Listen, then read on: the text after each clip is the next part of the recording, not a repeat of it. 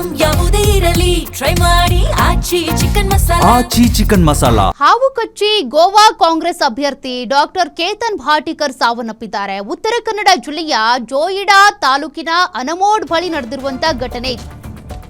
ಹಾವು ಕಡಿತದಿಂದ ಗೋವಾ ಕಾಂಗ್ರೆಸ್ ಅಭ್ಯರ್ಥಿ ಡಾಕ್ಟರ್ ಕೇತನ್ ಭಾಟಿಕರ್ ಸಾವನ್ನಪ್ಪಿರೋದು ಉತ್ತರ ಕನ್ನಡ ಜಿಲ್ಲೆಯ ಜೋಯಿಡಾ ತಾಲೂಕಿನ ಅನಮೋಡ್ ಬಳಿ ಘಟನೆ ನಡೆದಿದೆ.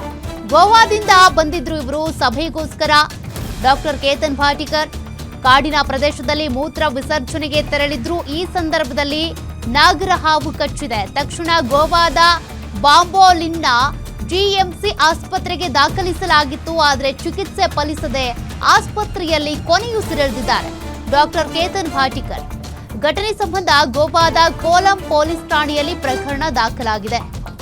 ಖಾಸಗಿ ಸಭೆಯ ನಿಮಿತ್ತ ಬಂದಂತ ಸಂದರ್ಭದಲ್ಲಿ ಅರಣ್ಯ ಪ್ರದೇಶದಲ್ಲಿ ಮೂತ್ರ ವಿಸರ್ಜನೆಗೆ ಅಂತ ತೆರಳಿದಾಗ ಹಾವು ಕಡಿತಕ್ಕೊಳಗಾಗಿ ಆಸ್ಪತ್ರೆಗೆ ಸೇರಿಸಿದ್ರೂ ಕೂಡ ಚಿಕಿತ್ಸೆ ಫಲಿಸದೆ ಕಾಂಗ್ರೆಸ್ನ ನಾಯಕ ಸಾವನ್ನಪ್ಪಿರೋದು.